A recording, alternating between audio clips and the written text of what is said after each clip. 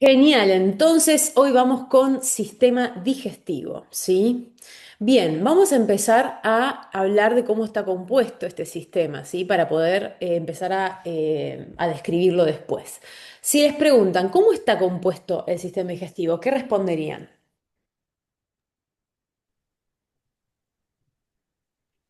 Cavidad oral, tubo digestivo y glándulas anexas, fuera del sistema digestivo.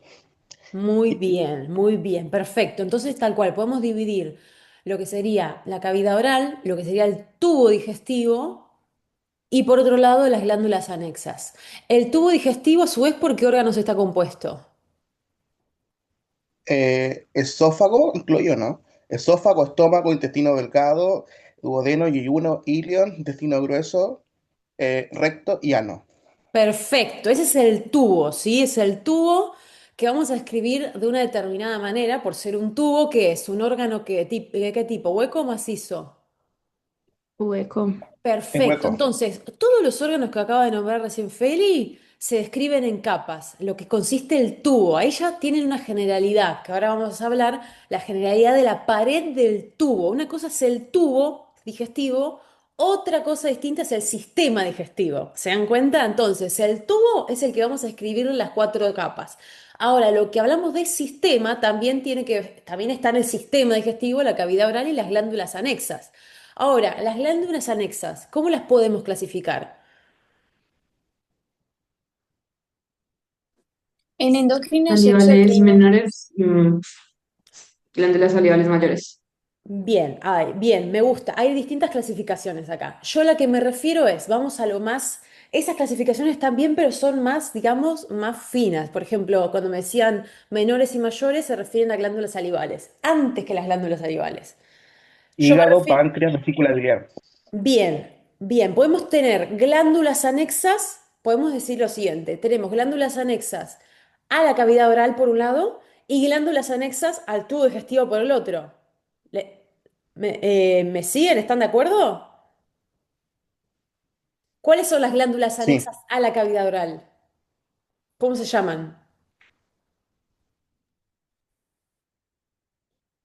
Las glándulas salivales. Las glándulas salivales, perfecto, Mayores doctor. y menores. Que ahí entra la clasificación que me nombraban recién, mayores y menores. Muy bien, entonces glándulas anexas a cavidad oral, glándulas salivales, que a su vez se subclasifican en mayores y menores. Ahora, glándulas anexas al tubo digestivo, ¿cuáles son? El Hígado, páncreas y el páncreas, hígado. Bien, hígado vesícula. y páncreas. Y la vesícula vendría a ser como, en realidad la vesícula no es una glándula, sino que está ahí formando como, es una bolsita que está haciendo un reservorio de bilis. A veces le dicen, la clasifican junto con glándulas, otras veces no, pero en realidad no es una glándula en sí. Ahora después vamos a ver sus capas y no es una glándula que secrete algo ella misma, sino que reserva bilis. ¿La bilis quién la secreta en realidad? ¿Quién la produce? El El- hígado. Muy bien, entonces, por eso es que no sería una glándula en sí, ¿sí? Sería como un reservorio, pero bueno, está ahí, la vesiculita también es un anexo, pero no necesariamente una glándula, ¿sí? Perfecto. Entonces tenemos, por un lado, todo esto que acabamos de describir es el sistema digestivo, ¿sí? Entonces, para que nos quede bien, tenemos, por un lado, cavidad oral, tubo digestivo y glándulas anexas, ¿sí? Las glándulas anexas, como definición, son las que van a ir hacia el tubo digestivo o hacia la cavidad oral con un conducto excretor principal, ¿sí? Mayor, con un conducto excretor grande que va a ir a drenar, ¿sí? Su contenido a las distintas cavidades, ¿sí? A los distintos órganos huecos o cavidad oral en el caso de la cavidad oral, ¿sí? Eso es lo que caracteriza a estas glándulas, a estas glándulas anexas. Muy bien, entonces, ya hablamos de cómo está compuesto el sistema digestivo. ¿Cuáles van a ser sus funciones? De La transporte, transformación. secreción, digestión, absorción y excreción. Muy bien, perfecto. Todas esas funciones va a tener el tubo digestivo, sí, el sistema digestivo en conjunto con sus glándulas anexas, ¿sí? Ya dijimos entonces, transporte, secreción, digestión, absorción y excreción. Es lo que básicamente nos va a permitir absorber los nutrientes de la alimentación, ¿sí? Y el agua. todo, ¿sí? Transporte de agua y alimentos que a medida que van pasando y siendo transportados, ¿sí? Por este tubo, en conjunto con las glándulas, ayudan a lo que es la digestión, absorción y al final la excreción, ¿sí? De lo que no fue absorbido, ¿sí? Perfecto. Eso es en sí las funciones del del sistema digestivo, junto con sus glándulas. Muy bien. Ahora, ¿quién me describe cuál es la composición general de la pared del tubo digestivo? O sea, ahora ya estamos hablando del tubo en específico. ¿Cómo está compuesta la Eh, pared del tubo? Está compuesto eh, por cuatro capas. bueno, Vamos a tener una mucosa, una submucosa, una muscular externa y una serosa o adventicia. En la mucosa también podemos clasificarla en epitelio de revestimiento. Podemos decir que ella tenía una lámina propia y una muscular de la mucosa. En la submucosa va a estar formado por tejido conectivo laxo moderadamente denso, según la cátedra, pero en el ROS está denso irregular. Y la muscular tena va a ser músculo estriado visceral por encima del diafragma y músculo liso por debajo del diafragma. Y por último, una serosa o adventicia. La adventicia va a ser tejido conectivo laxo y la serosa va a ser tejido conectivo laxo más mesotelio. Perfecto, Dani, muchas gracias. Muy bien, entonces tenemos esas cuatro capas, esas son las generalidades de todo el tubo. Ahora, ¿qué pasa? Dependiendo de qué órgano estemos hablando de este tubo, que ya dijimos que este tubo consiste en esófago, estómago, intestino delgado, intestino grueso, vamos a describir distintas características clave, ¿sí? Las cuales estas cuatro capas van a adquirir características particulares que le van a permitir desarrollar la función a cada órgano, ¿sí? ¿Cuáles? Miren, les voy a empezar a hacer preguntitas como para razonar, ¿sí? De esas cuatro capas, en toda la longitud del tubo digestivo, ¿cuál es la que más cambia, la que más especializaciones empieza a tener, la que más se diferencia de la mucosa, de su mucosa, la muscular y la serosa o adventicia? ¿Cuál es la que más diferencias tiene entre un órgano y el otro? La mucosa. La mucosa, ¿verdad? Porque es la que va a desarrollar todas las funciones que tienen que ver con esa interacción con lo que está pasando por la luz, ¿sí? Entonces, la mucosa es la que más vamos a tener que estudiar en los distintos órganos de qué diferencias tiene. Por supuesto, también hay otras diferencias en las otras capas que vamos a tener que recordar, pero la mucosa es la que más, digamos, se diferencia de un órgano al otro. Muy bien. En cuanto a las generalidades, entonces... Dani recién dijo que por encima del diafragma, en la capa, lo que se refiere a capa muscular, vamos a tener un músculo estriado, vamos a tener músculo estriado. ¿De qué tipo? Visceral. Visceral, ¿se acuerdan? Muy bien, músculo estriado visceral por encima del diafragma. Por debajo del diafragma, ¿qué músculo tenemos? liso, Liso. Liso. ¿Y por qué es así? ¿Alguien sabe? Eso se los van a preguntar. porque, si no me equivoco, El estriado visceral está en el esófago, Muy bien. entonces tenemos como más control. El liso no tenemos ningún control. Muy bien, Isa, va por ahí, perfecto. El músculo estriado visceral, ¿se acuerdan que estudiamos que tiene control voluntario? Mientras que el músculo liso tiene inervación involuntaria.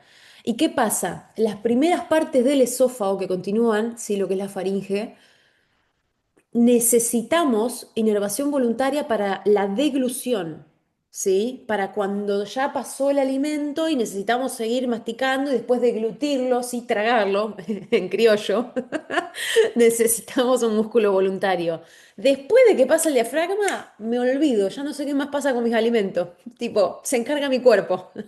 ¿Sí? Es por eso que tenemos distintos tipos de músculo y está inervado de forma diferente, digamos, por encima del diafragma y por debajo del diafragma. Muy bien, eso como generalidades entonces de la inervación del músculo, ¿sí? De la capa muscular. Ahora hay otra generalidad que me interesa muchísimo porque se los preguntan un montón, que tiene que ver con, estos se los puse acá al principio porque son generalidades de la pared, o sea que pasa desde el esófago hasta la punta ya del recto llano, ¿sí? Pasan todo, entonces por eso lo estamos hablando ahora, porque son generalidades. Vamos a hablar un poco de los plexos nerviosos, ¿sí? ¿Qué plexos nerviosos conocen en el tubo digestivo? ¿Dónde se encuentran? Son los de Auerbach y de Meissner, que están en la capa submucosa y en la muscular. Bien. Meissner en la submucosa y de Auerbach en la muscular. Bien, perfecto, muy bien. Entonces, tal cual, ordenadamente el de Meissner, entonces está en la submucosa y el plexo mientérico de Auerbach está en la muscular. Perfecto. Ahora, el que está en la submucosa, vamos a decir que se encuentra ahí, digamos, entre ese tejido conectivo, el laxo moderadamente denso, irregular, ¿sí? Que describimos, ahí se va a encontrar ese plexo nervioso. Mientras que el otro se encuentra entre las capas musculares de la muscular, ¿sí? Entre la circular interna y la longitudinal externa. Ahora, ¿saben qué les van a preguntar en el final? ¿Cómo están compuestos de dos plexos? Es decir, ¿qué son en sí mismo y cuál es la función de cada uno? Y esto se los doy para final porque son preguntas de final, ¿sí? Son preguntas, ustedes vieron, no es lo mismo cómo se estudia para la cursada. En el final hay cositas que les voy diciendo, presten atención a esto o razonen esto porque les preguntan a razonar. Bueno, esto es una de las preguntas que les hacen a razonar en el final, ¿sí? Que tiene que ver con integrar nervioso, que ya lo vimos, con digestivo. Ahora, ¿cómo funciona ese sistema nervioso, ¿sí? En digestivo. Vamos a razonarlo. ¿Se acuerdan ustedes cuál era la parte del sistema nervioso que se encarga del tubo digestivo? ¿Cómo se llama la división esa del sistema nervioso? Entérico. Sería el parásito. Entérico. Sí, sistema nervioso entérico. ¿Se acuerdan que era como una subdivisión que se encargaba de todo lo que tenía que ver con el tubo digestivo, que era como, ¿se acuerdan que decíamos que era como independiente? Por eso lo clasifican aparte, porque es casi independiente del otro sistema. Pero es casi independiente, no es independiente del todo. ¿Por qué? Porque recibe fibras que modulan su actividad. ¿De quién reciben fibras? Que lo acaban de decir. Sería del parasimpático. Exacto, y del simpático. Entonces, a ver, el sistema entérico es una subdivisión, ¿sí? Del sistema nervioso simpático y parasimpático, que lo llaman así porque está tan especializado en el tubo digestivo que le dicen directamente sistema entérico, ¿sí? Pero ¿qué pasa? A su vez de tener como una independencia ese sistema en la regulación, ahora vamos a ver de qué es lo que regula este sistema nervioso ahí. Aparte, recibe aferencias tanto del simpático como del parasimpático para. El parasimpático, ¿qué va a hacer? ¿Va a aumentar o disminuir las funciones en el sistema digestivo? ¿Qué les parece a ustedes que hace el parasimpático en el sistema digestivo? Va a aumentar. Va a aumentar, exacto. El parasimpático aumenta las funciones de digestión, de reposo, ¿se acuerdan? Mientras que el simpático, ¿qué le hace al tubo digestivo? ¿Aumenta o disminuye sus funciones? Disminuir. Muy bien, Isa, perfecto. Eso como generalidad. Ahora yo lo que le quiero explicar, que esto se lo sumo, como les decía, para final, es lo siguiente. Fíjense, esto se lo voy a explicar yo porque es más fino, ¿sí?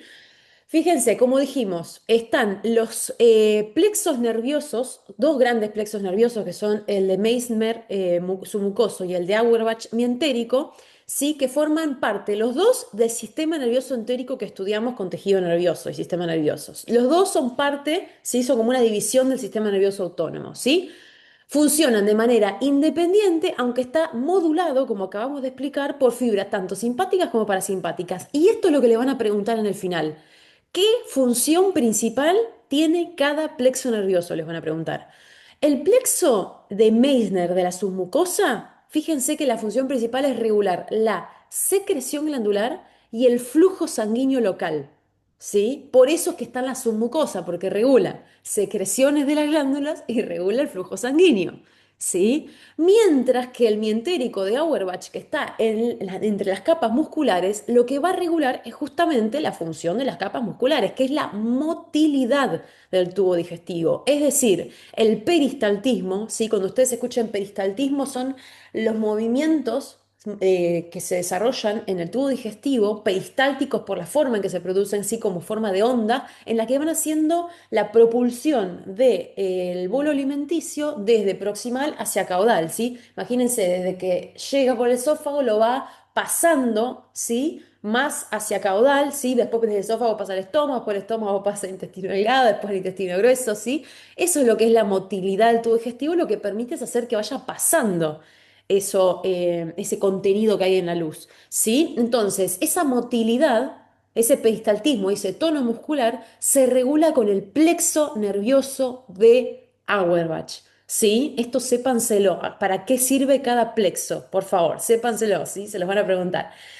Y ahora, si quieren ir más finos, si el profesor les pregunta, y bueno, pero a ver, ¿qué es un plexo nervioso? ¿Por qué está compuesto? Que lo han preguntado en los finales. Acá lo que ustedes le van a contestar es lo que ya saben, porque ya estudiamos en tejido nervioso esto, ¿sí? Es un plexo nervioso, básicamente son ganglios, ¿se acuerdan? Gangliecitos, que son, eh, ¿se acuerdan que el ganglio era donde estaban los somas neuronales por fuera del sistema nervioso central? ¿Sí? Es decir, formando parte del sistema nervioso periférico. Entonces acá hay ganglios, ¿sí? En la ganglios que contienen neuronas, ¿sí? Tanto sensoriales como motoras, como interneuronas, en el caso del de plexo de Meissner, ¿sí? Junto con células gliales entéricas. ¿Alguien se acuerda cómo se llamaban las celulitas gliales de los ganglios? Miren lo que les estoy preguntando. A ver, ¿alguien se ¿Podrían acuerda? ser satélite? Guía y Perfecto, las células satélite. Entonces acá vamos a tener neuronas, células satélite y fibras simpáticas y parasimpáticas que le llegan al ganglio, nada más. Solo que, obviamente, las neuronas van a ser, bueno, de distintos tipos, motoras, interneuronas, como ya estudiamos. Las células gliales entéricas van a ser estas células satélite que ya estudiamos. Y lo mismo le pasa al de Auerbach. Vamos a tener neuronas motoras en esos ganglios que van a controlar la musculatura lisa, interneuronas que coordinan la actividad, ¿sí? De las neuronas locales. Y también vamos a tener células satélite o gliales, ¿sí? En esos ganglios nerviosos y fibras nerviosas. Es eso, ya lo saben, solo que ahora aplíquenlo en aparato digestivo, ¿sí? Perfecto. Eso es lo que les quería hacer saber para el final. ¿Entendieron entonces para qué sirve cada plexo nervioso? sí, sí. Muy bien, ¿sí? Eso es en lo que consiste cada plexo. Lo que más se tiene que acordar es que uno, el de Meissner, regula la secreción glandular y el flujo sanguíneo y el de Auerbach va a regular la motilidad del músculo, ¿sí? Correlaciónenlo con la ubicación de cada uno y les va a salir, ¿sí? Así que muy bien. Esto entonces, para final, sépanselo. Perfecto, muy bien. Ahora vamos a empezar con el primer órgano, ¿sí? Ya terminamos generalidades, describimos generalidades, ¿sí? Algo más que no les pregunté de las generalidades, ¿sí? Me escribieron la mucosa, dijimos que es la capa que más va a variar de un órgano al otro. La submucosa, acabamos de hablar del plexo. Ah, otra generalidad les voy a preguntar. Vieron que la mucosa vamos a tener, por supuesto, el epitelio, la lámina propia, la muscular de la mucosa, ahí va a haber glandulitas. Vamos a poder describir distintas glandulitas en lo que es la lámina propia, en distintos órganos. Eso es más o menos general. Hay glándulas, ¿sí? En algunos órganos más, en otros menos, pero no es una particularidad en sí. Donde sí es una particularidad que haya glándulas es en la submucosa. ¿Por qué es una particularidad? Porque solamente dos partes de este tubo tienen glándulas en submucosa. ¿Cuáles son esas dos partes del tubo que tienen glándulas en submucosa? El esófago y el duodeno puede ser. Muy bien, Julie. Así, tal cual. Esófago y duodeno, ninguno más. ¿Sí? E incluso, en el esófago se le llaman glándulas esofágicas.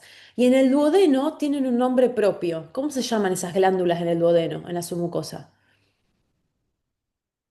Es glándula de Brunner. Muy bien, Ani, perfecto. Glándulas de Brunner, perfecto. Esas son generalidades. Muy bien, entonces, su mucosa encontramos siempre tejido conectivo laxo moderadamente denso, sí, o denso irregular, según lo que le gusta al profe. Y el plexo, sí, y aparte, solo en esófago y solo en intestino delgado, la parte del duodeno, glándulas. Eso generalidades de su mucosa. Ahora la siguiente capa. La muscular. ¿Cómo está compuesta a lo largo del todo el tubo digestivo menos una excepción? A ver, ¿cuáles capas tiene la muscular? Generalmente tiene dos capas, que es Mm. una circular interna y una longitudinal externa, pero en el estómago cambia, sería una oblicua interna, una circular media y una longitudinal externa. Perfecto, Julie. Y eso es porque vieron que el estómago es como una bolsa, la cual tiene que ir como mezclándose el contenido con el jugo gástrico. Entonces, aparte de una función de propulsión hacia caudal, acá es como que le hace un menjunje, como que lo mezcla, ¿me entienden? Mezcla el contenido de la luz junto con el jugo gástrico para su digestión, para que se mezcle bien con el ácido, con las enzimas. Sí, es por eso que acá también tenemos una capa oblicua, es como que hace una función más como de lavarropa, mete todo y se da vuelta todo ahí adentro, ¿sí? Por eso que tiene una capa más. No lo digan así, por favor. Pero es para que lo entiendan. Bien, esa es una particularidad de la muscular. Ahora, particularidad eh, de la última capa, serosa o adventicia, me habían definido muy bien que una adventicia es solo tejido conectivo laxo y que una serosa es mesotelio y tejido conectivo laxo por debajo. ¿Y por qué se da eso? A ver, acá relaciónenlo un poco con anato. ¿Dónde voy a tener adventicia y dónde voy a tener serosa? Y la serosa la vamos a encontrar por debajo del diafragma, que va a ser el peritoneo, mientras que por arriba solo va a haber la denticia. Muy bien, Ani, perfecto. La serosa va a estar perfecto en todo lo que es cavidad abdominal por debajo del diafragma y arriba vamos a encontrar adventicia. Y les voy a decir algo más. La adventicia, que es solo tejido conectivo laxo, la función es conectar estructuras vecinas, ¿sí? Es como que, por ejemplo, la tráquea y el esófago, ¿sí? En el medio tiene una adventicia que los comunica. Es como, vieron que el tejido conectivo es el tejido que conecta.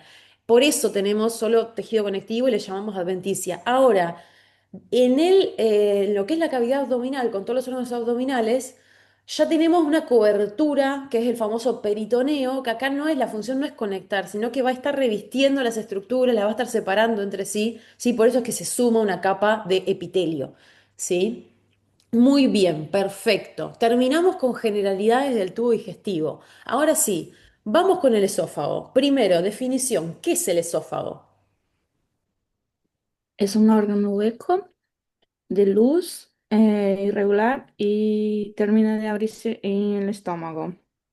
Su función principal, que es la siguiente pregunta, es transporte del bolo alimenticio eh, y propulsión hasta el estómago. Muy bien, Karina. Entonces, el esófago básicamente es un tubo, ¿sí? Es un órgano hueco, ¿sí? Que va a ser como un tubo que va a transportar el bolo alimenticio desde digamos, desde la faringe hacia la apertura que está en el estómago, ¿sí? ¿Alguien se acuerda acá cómo se llama? Esto es de anato, ¿eh? Pero me interesa que lo sepan.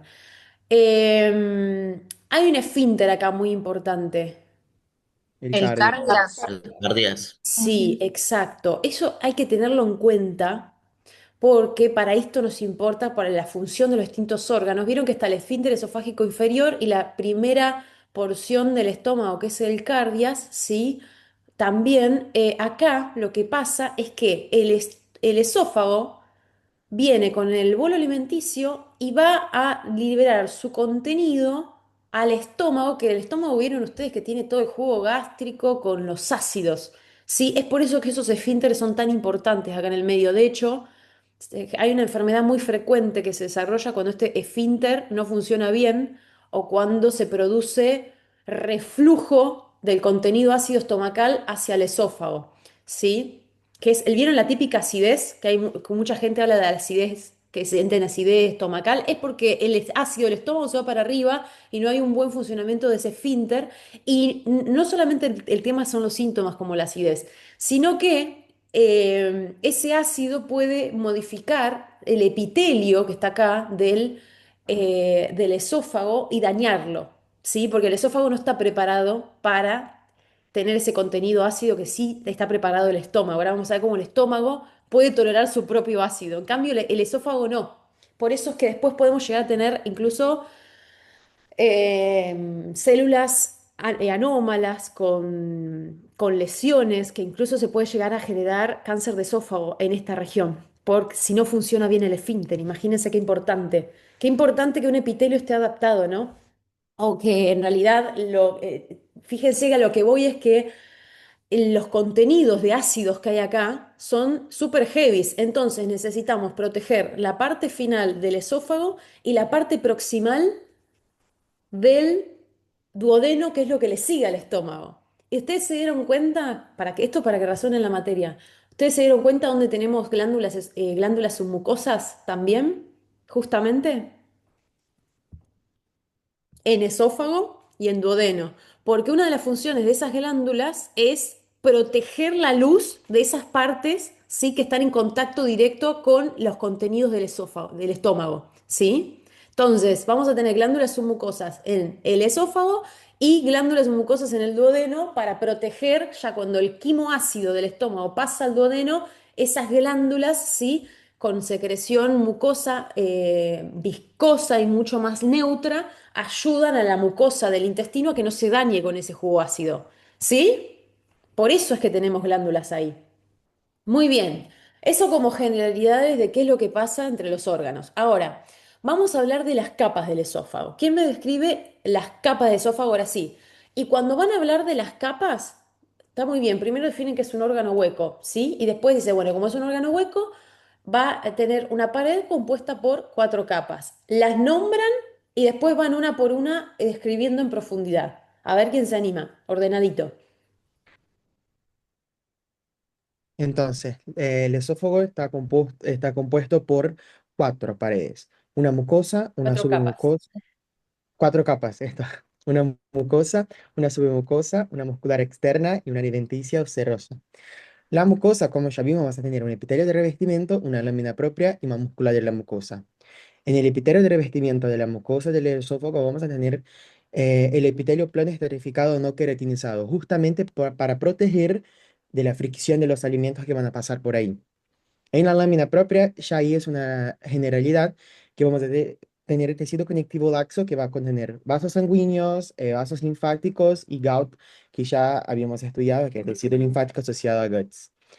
Y una diferencia del esófago es porque en la lámina propia de la mucosa vamos a tener las glándulas mucosas tubulares ramificadas en el tercio superior e inferior. Y eso ya es una particularidad. Y por último, en la mucosa vamos a tener la muscular de la mucosa, que va a ser músculo liso y va a ser una capa gruesa y longitudinal. Ahora vamos a tener una submucosa que está formada por tejido conectivo laxo moderadamente denso y contiene también vasos sanguíneos, vasos linfáticos, gout y ahí una particularidad de la submucosa de todos que tienen el tubo digestivo que el pleito de Menzer. Y también vamos a tener glándulas esofágicas, que es una particularidad del esófago también. Y vamos a tener después una muscular externa, que también es una particular del esófago, que está un poco distinto, que en el tercio superior vamos a tener músculo estriado visceral, en el tercio medio va a ser músculo estriado visceral más liso, que está en el medio que en la migración, y en el inferior vamos a tener músculo liso. Y también, que es una generalidad del tubo digestivo, vamos a tener el plexio de Auerbach. Y por último, la adventicia serosa, vamos a tener las dos en el esófago. Adventicia en la porción torácica y serosa en la porción intraabdominal.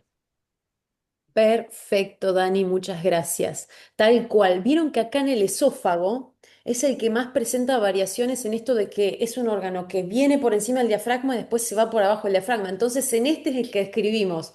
Por un lado, primero tiene adventicia, después tiene serosa y primero tiene músculo estriado visceral, después tiene músculo liso. Es porque es un tubo que va desde la faringe y entra a la cavidad abdominal. Entonces, en él es el que vamos a describir ese tipo de particularidades. Perfecto, sí está perfectamente describida esa, es descripta esa paredes del esófago, ¿sí? Y yo acá les voy a agregar, como les acabo de decir, características de final, preguntas de final, ¿sí? Que sé que toman, para sumarles que en la cursada no tiene sentido estudiarlas, pero ahora sí. Como dijo Dani, esas glándulas mucosas tubulares ramificadas que están en la mucosa, ¿sí? Lo llaman también glándulas cardiales, precisamente porque están en el tercio superior y en el tercio inferior. Y vieron que el tercio inferior está en relación con el cardias, el esófago. Entonces le llaman glándulas cardiales. Mientras que las glándulas que están en su mucosa le llaman glándulas esofágicas, ¿sí? Glándulas esofágicas propiamente dichas. Algo que les pueden llegar a preguntar en el final es qué función tienen esas glándulas, por qué el esófago tiene glándulas en mucosa y por qué en su mucosa, por qué se repite, ¿sí? Por qué tiene doble cantidad de glándulas y para qué sirve cada una. Y yo acá desarmé esta información, ¿sí? Para que les quede claro las diferencias entre las glándulas de la mucosa y la submucosa del esófago. ¿Por qué? Porque lo preguntan, ¿sí? Entonces, acuérdense que las glándulas de la mucosa del esófago, sí, que son estas que están tercio superior y distal, se las llama también glándulas cardiales, ¿sí? O glándulas mucosas superficiales. La secreción de estas glándulas va a ser neutra, ¿sí? Es simplemente mucina lo que secretan. Y la función principal de esa secreción va a ser lubricar y proteger la superficie epitelial frente a la fricción del bolo alimenticio y al ácido gástrico que puede refluir desde el estómago. Todo lo que les estaba contando recién de por qué es importante proteger la región del cardias, ¿sí? Porque está en contacto con el estómago que tira todo ese ácido, ¿sí? Entonces, estas glándulas van, por un lado, a lubricar y proteger la fricción del bolo y por el otro lado van a proteger frente al ácido gástrico que puede refluir desde el estómago. Ahora, las glándulas de la submucosa, que son las glándulas esofágicas propiamente dichas, va a tener otro tipo de secreción. Ya es una secreción más viscosa, ¿sí? Es mucho más viscosa y ligeramente ácida. Incluso tiene enzimas como la lisosima, esta secreción mucosa, ¿sí? ¿Qué pasa con estas glándulas? ¿Qué secretan?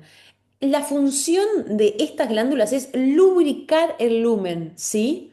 Para facilitar el paso del bolo alimenticio. Entonces, acá, en realidad, esta protege frente a la fricción. Esta acá, en realidad, lo que hace es lubricar para que pueda pasar más fácil el bolo, ¿sí? Es un moco más viscoso que permite el pasaje del bolo, ¿sí? El otro, esta es más que nada de protección, porque está justo ahí en la mucosa, al toque, vieron, están en las glándulas de la mucosa, secretan un moco más fluido que simplemente protege. Acá lo que hace es lubricar para facilitar el paso del bolo alimenticio, las glándulas que están más por debajo. Y también, obviamente, son funciones de protección del epitelio para daños mecánicos y químicos, ¿sí? Pero entonces, la diferencia es esa. La mucosa va a tener una secreción neutra, ¿sí? Para lubricar y proteger frente al roce y el ácido, y la submucosa va a tener una secreción más ácida que va a facilitar el paso del bolo, más lubricante ¿sí? Esta secreción. Eso les preguntan en el final. ¿Se entiende por qué tengo cada glándula? ¿Sí? Una más en función de protección y más en contacto con la luz, ¿sí? Y la otra es más función de facilitar el paso del bolo, ¿sí? De lubricación de la superficie para que el bolo pase. ¿Se entiende? Sí, Flor, lo que Dime. no entiendo tanto, ¿por qué una mucina ácida actúa como lubricante? ¿No tendría que actuar como, qué sé yo, no sé, en mi cabeza el ácido un poco que impide el paso al revés de facilitar, no sé, No, una en realidad mucina no ácida. tiene que ver con el ácido, no es que facilita o impide el paso. Acá tiene mucho que ver, en realidad, que sea ácida eh, con la protección también antimicrobiana, lo mismo que hace el estómago, ¿sí?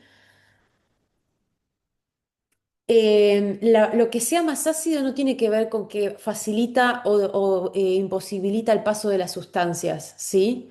Sino más bien con la interacción con esos alimentos, ¿sí? Va ayudando a romper los alimentos y va ayudando a Por ejemplo, si hay microorganismos, nos protege de esos microorganismos, porque con los alimentos viene de todo, ¿sí? Entonces no tiene que ver tanto con que sea lubricante o no lubricante, no tiene que ver con eso el pH, sino esto tiene que ver con que sea lubricante, con que es más viscosa, ¿sí? Ok. Ustedes solamente acuérdense de eso, ¿sí? Que una es más neutra, la otra es más ácida y que una es menos viscosa y la otra es más viscosa. Eso es lo que tienen que saber, ¿sí? Simplemente eso. Y sépanse que existen dos tipos de glándulas, las de la mucosa que son las cardiales y las submucosas que son esofágicas. Eso es lo que les van a preguntar en el final. ¿Sí? Sí, sí. Muy bien, perfecto. Y terminamos con esófago. Vieron que pasa, es simple, pasa rápido cuando se ve que lo entienden, lo felicito muy bien por todas las descripciones, ¿sí? Eso sería esófago, eso es todo lo que le pueden llegar a preguntar de esófago. Y también les pueden llegar a preguntar, que eso ya lo hablamos en epitelio, ¿por qué el esófago tiene un epitelio plano estratificado no queratinizado? ¿Por qué tiene ese tipo de epitelio? para facilitar el paso del alimento al estómago. Claro. Tal cual, y de protección, digamos, se la banca. El epitelio grueso, plano estratificado, se la banca, se banca la fricción del bolo alimenticio. Es como, imagínense, si yo llegara a poner ahí un epitelio cilíndrico simple, el bolo alimenticio lo hace mierda. Es como O sea, que la comemos misma... una vez.